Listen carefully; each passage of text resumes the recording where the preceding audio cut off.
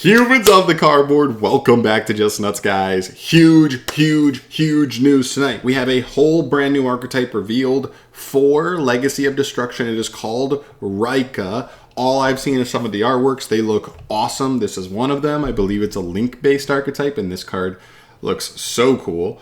I have no idea what's going on here. Apparently, little baby notes here, little hints from Yu-Gi-Oh! Organization. Shout out to them. They do a killer job with news. If TRI-BRIGADE was so good, why not make a TRI-BRIGADE 2?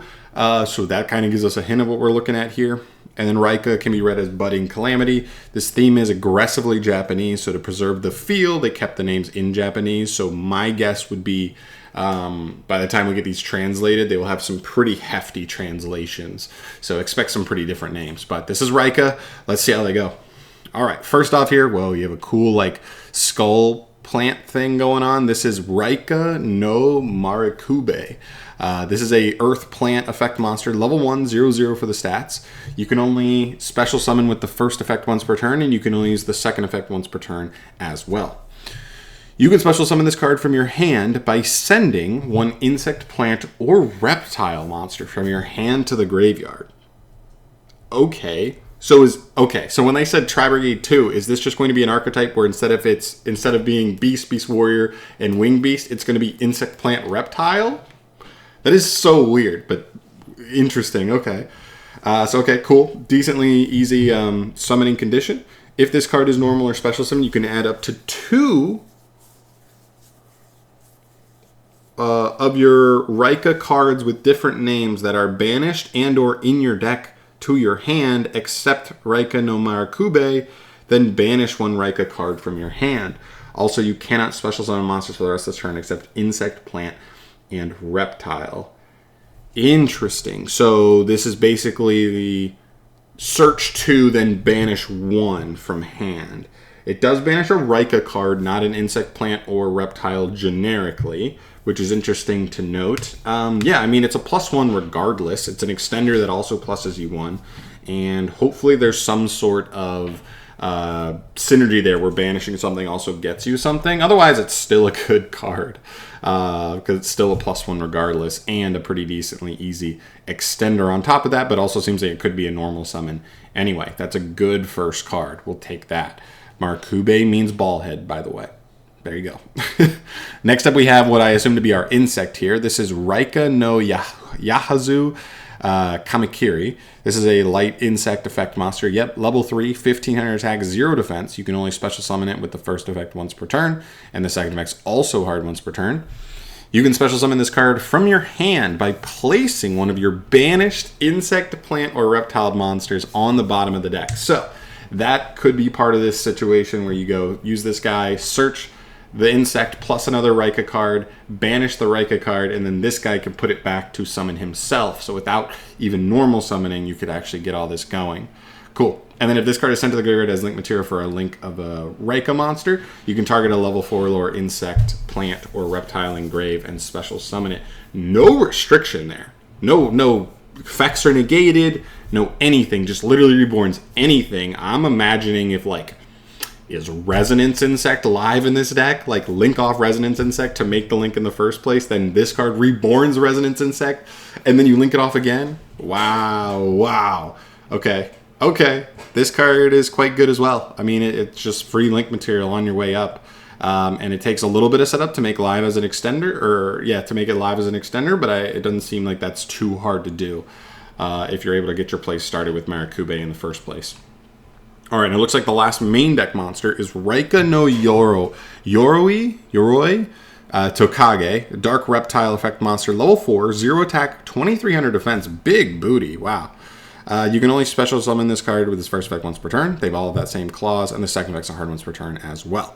Special summon this card from your hand by banishing an insect, plant, or reptile from grave. That is par for the course. They all have different summoning conditions, but I like that they're all kind of based upon the same thing. One is taking a banished and putting it back. One is taking one from grave and banishing it, and one is taking one from hand and discarding it. So they all kind of fluctuate into each other, which makes sense.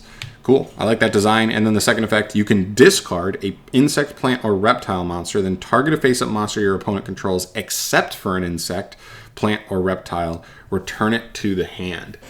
Okay. I mean, not bad. This card to me is probably the worst of the three, but it's still probably a one of in the deck no matter what. It's probably a one of just on the merit that it's an extender. Worst case scenario, a decent extender.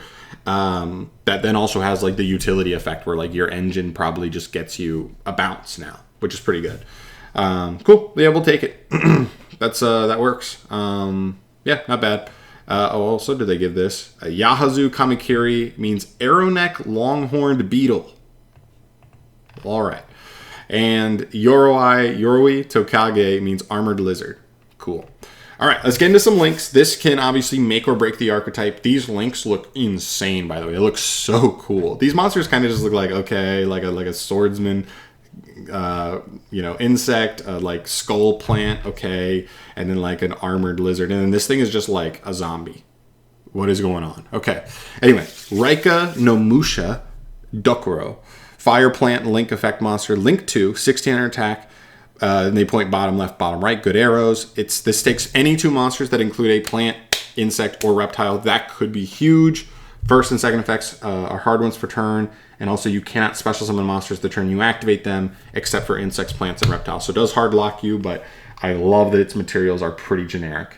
Target a Reika monster in your graveyard. Special summon defense position. That's already a great effect. This card already allows you to link climb for free. Awesome. If this card is in your graveyard, you can target an insect, plant, or reptile you control. Place it on the bottom of the deck, and if you do special summon this card, that's also... Wow, this card actually link spams like crazy. Because you just put like a regular monster on the field. This card can put that monster back to summon itself back, and you just traded one link material worth of monster for two. On top of the fact that it already reborns a monster. Anyway, wow. Okay, yeah, this card's quite good as well. Definitely not disappointed with this card either. Musha Dokuro means warrior skeleton. Makes sense. That artwork is basically exactly what I'm seeing here. For sure. Yep. All right, cool. That's a really good link climbing tool. All right, next up here we have Reika no Ukaminushi. This is a wind insect link effect monster. It's a link 3. 2300 attack, and it points to the left, it points down, and it points bottom right. Still 2 down arrows and a side, which is actually pretty good. Again, same materials, 2+ monsters, including an insect, plant, or reptile. You can only use the first and second effects of this card's name each once per turn. First effect, you can banish 1 plant, or banish 2 insect, plant, and or reptile monsters from your graveyard to add a Reika trap from deck to hand. So not only do you climb really easily, but you get to a guy who just like for free just searches you one of your in-archetype traps. Now you do have to banish 2 from grave, but let's be honest, just to make this card in any way, you would have already had to like put at least 2 insect, plants, or reptiles in grave just to get that going. So I don't think that's that big of a restriction there at all. I think that's actually totally fine. And if this card is in your graveyard, you can target an insect, plant, or reptile monster you control, place it on the bottom of the deck, and if you do special summon this card, also you cannot special summon monsters for the rest of the turn except insect, plants, and reptiles. So again, even for the link 3, you could, as long as you put like a monster on field, you can trade 1 link material in for 3 into a big Chungus boss monster. Okay, that's a pretty good card. It's a +1 for a trap. Hopefully the traps are good. And comes back. The last... Oh no, we have even more. Oh my god. Link 4. Okay, Reika no Kusarigami. Fire Reptile. Link effect monster. 2900 attack. It's a link 4. Points bottom left, down, bottom right, and to the right. Same material. It's just insect, plants, and reptiles. You can only use its effects once per turn.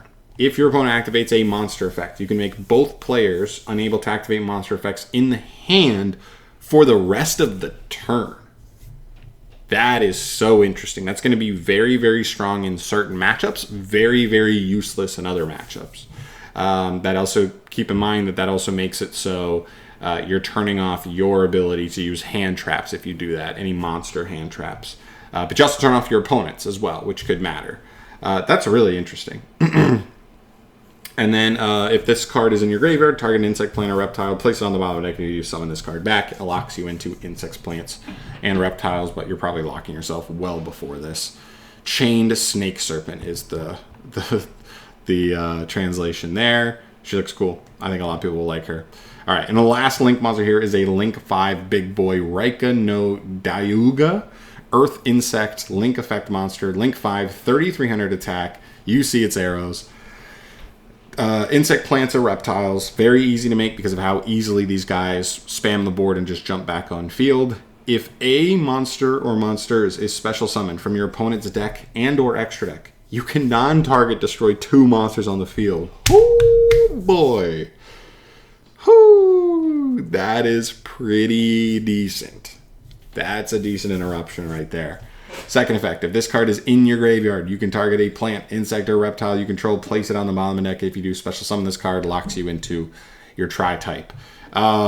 This card's interesting. I mean, I think the craziest part about all of these is you're gonna get them engrave and they don't even banish themselves. They don't even have that clause where they say, like, after you summon them this way, you cannot, like, it gets banishment, leaves the field next. It's like turn after turn, they just keep going to grave, which means if you just draw any single, like, insect, reptile, or plant, you are going to be able to just, like, keep dropping big bodies and big bodies that, like, do stuff onto the field.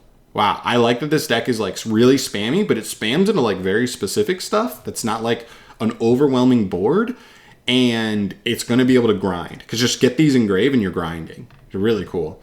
All right, spell card. There's only one spell. It's a continuous spell. It's this one. Looks really cool. This is Reika Ryuran Kuryusaki. Continuous spell. You can only use the second effect once per turn. All insect, plants, and reptiles on the field gain 300. Also, all other face-up monsters lose 300. That will matter for sure. That's a 600 like advantage every single monster you're going to play has. That's really cool. You can only activate one of these effects. Add a Reika monster from your deck to your hand, then discard one card. Or special summon one of your Reika monsters that is banished in hand or graveyard into defense position. Wow, this card is so good. This is a Rhoda that, like, generic discards, which could already be good, depending on what you're playing with this deck, as well as your ability to just extend with it as well. And this is continuous. So this is just every turn you get to do this. Wow. Okay. Cool. Really powerful. And this is any Reika monster, so you can even just use this to reborn any of the big links as well. Very powerful. And the only trap we have at the moment is this one. So this is the only search target off of the Link 3. This card is not searchable. No, this card is searchable still off of the plant guy at the beginning. Reika Darin Kubikari Mai. Normal trap. You can only use its first and second effects once per turn. Target cards your opponent controls up to the number of insect, plants, and reptile link monsters you control with different types. Destroy them.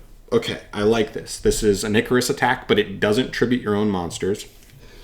I don't love that it needs link monsters on a field and not necessarily anything else, but this does add to the generic abusability of this engine in other decks, because any deck that just plays plants, insects, or reptiles can make the Link 3, search this card for free basically, and then set it, and you're going to have at least a pop one. If a face-up insect, plant, or reptile monster you control is destroyed by battle or card effect while this card is in your graveyard, except the turn it was sent there, you can banish this card to target a monster your opponent controls, destroy it. So on top of that, even a little bonus effect that punishes your opponent for destroying anything on your field, which also can absolutely come up. So cool. I think they have a decent little interruptive trap card that just adds to their board. This card's an amazing consistency card, really good card for them. This card's pretty solid. The one thing I will say is so far there's like no negation. It looks like actually the only interruptions you actually set up is like this girl's effect to technically turn off monster effects in the hand, but that's very matchup dependent. This guy's effect to pop 2 monsters specifically. And then this card to destroy probably 2, maybe 3 different monsters on the field. That's all the interruption you have. So now, again, we have to keep in mind that like TRI-BRIGADE didn't have a ton of interruption when it came out, but because it was so open-ended, you were able to combine it with like any Tri-Beast type archetype in the game. It was able to get interruptions via other avenues, and that could be the exact thing we're looking at here. Is there a world where a plant archetype works here? Is there a thing where there's a ton of good insect cards? Is there a thing where insect cards work here? This deck technically doesn't need a normal summon. Resonance insect seems kind of crazy here, right? Is that where we go with it? or is it reptiles? You know, we've gotten some good Ogdoadic stuff. There's been some generic reptiles that have actually been solid. I think this archetype looks so cool. It's so hard to actually put a stamp on this deck on whether I think it's good or not. I think it has some good tools. I honestly did not see a single card you probably wouldn't play here. All three monsters seem decent. This one's really the starter, this one's the extender, and this one's like a sort of another extender plus utility card. This card's an amazing link climb tool. This card lets you search an interruption. Hopefully we'll get at least another trap down the line, and they would give more utility to this card, but we'll see. Still searches a solid interruption by itself. She turns off like an entire portion of the game, so certain matchups are going to become a cakewalk because of her. And then you also have the big guy who has like solid interruptive and removal capabilities, and then a good consistency card, and then like I said, the trap that hits. So I think every card here is good. I think every card's going to see play. I just don't know yet because it's not all the way there by itself. It's going to have to combine with something else. This seems like a deck that wants to link climb a lot, which means it's probably not going to be that good in the OCG. So just look out for that because I think Max C is probably going to do a doozy on this deck just because they're going to be able to just... there's nothing this deck can really do against Max C for the most part. But I think in the TCG it'll have more potential. Either way, really, really cool deck. I'm really excited to actually just already jump in and like literally skim through every single reptile card, every single plant card, every single insect card and see what I think will like fit the best in here.